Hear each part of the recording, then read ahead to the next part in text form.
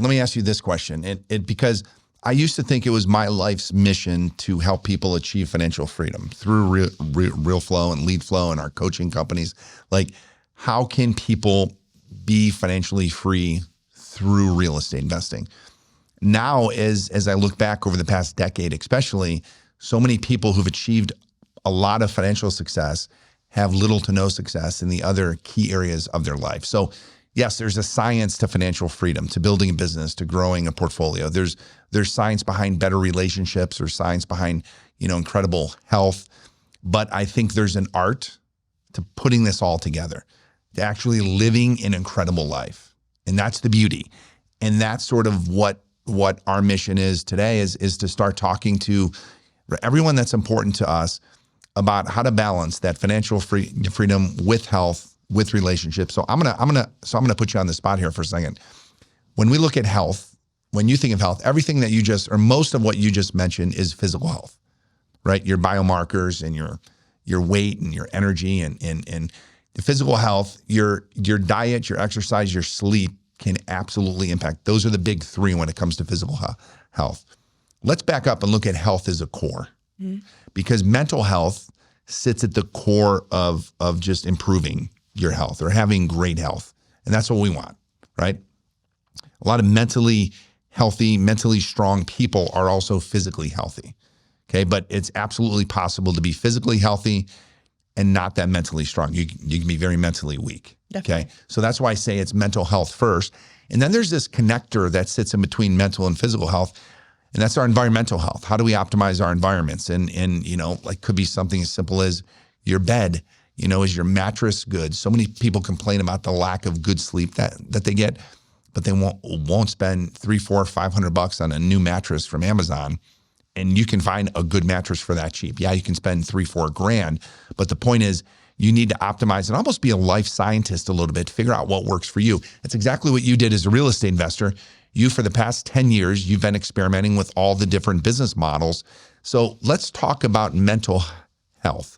And let's talk about you in the past, your life as an entrepreneur. Would you say that your mental health has always been great, or has it ebbed and flowed?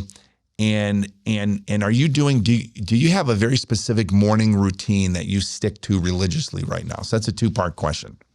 Yeah, I would say my mental health was pretty sketchy, in the past, just because just of my age, and not using it as an excuse. I only had so many years worth of experience, and 11 years further along. I mean, I almost wish I could go back to me, getting into real estate at 26 and, slap me up a little bit and teach me a lot of different things. But I also had a lot of, like you said, environmental things. Like, I grew up in an extremely unhealthy upbringing, with just food wise, my mom was one of 5 kids. My grandma was one of 9. So they cooked for that. You'd cook a huge amount, and your plates are full, and you didn't leave until it was done. And, I kind of, struggled with weight a little bit throughout my life, kind of being a little chubbier different times and things like that, just not healthy. And so, I mean, there's a lot of negativity in my upbringing and things like that. And I didn't really, I had a divorce and things like that. So a lot of things really just mentally kind of beat me down throughout my life. And I got into real estate. It was the first thing that I thought, I'm actually good at this. I feel like it was like my native language that I never knew I knew how to speak. And there was a lot of things that really hit me hard. I had people taking advantage of me, and I had contractor issues and things like that. Everybody has that kind of stuff. But I let it define me. And I think the problem is that I let too many people write my goal sheet for me. Mm-hmm. I let too many people drive for me and figure out, it's like, if I don't have a goal, if I don't have a plan, then everybody else is going to make my goals and plans for me. And I didn't stop that. And so I would be heading down different directions until I would get to the point where it was like red flag, red lights, emergency stop. And then I would derail from that and get myself back on track. But then it's a lot of uphill battle at that point. And so I really started focusing on, what are my goals? I had to be like a golden retriever when you throw a tennis ball. I had to look only what I'm looking at, and everything else has to fall to the side other than the most important things in my life, people and my priorities. And so I had to look at it like that. And so when I look at my goals, I know exactly where I'm going. I don't know how long it's going to necessarily take me. I mean, I have a pretty decent idea of where I want to go. but I have to be able to be super disciplined with that. And as far as a morning routine, like definitely. And so what I had to do is I had to put myself like through almost boot camp. Like I basically took myself and I was lazy. I was all these different things. And so I started reading and researching and I found a program for 75 days. And so with that, it was working out twice a day, a gallon of water, no alcohol, like all these different components I had to read, and I never read. I mean, I know how to, obviously, but I just was lazy.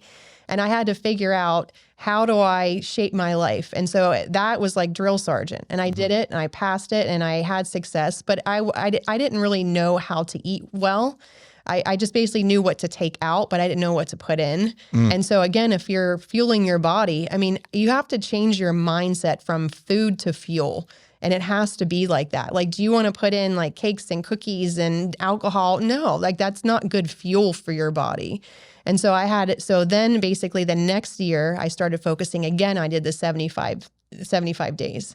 And I also added in 3 different components of it. So that what it was actually last January of 2023. I have a friend and I said, let's send each other 3 gratitudes every single day because I need to be more grateful, because a lot of times I can be miserable. I can be like, a snotty brat sometimes if I'm in a bad mood. So I said, I have to be more grateful. So every single day, that was one of my morning routines, is I'd send her 3 gratitudes.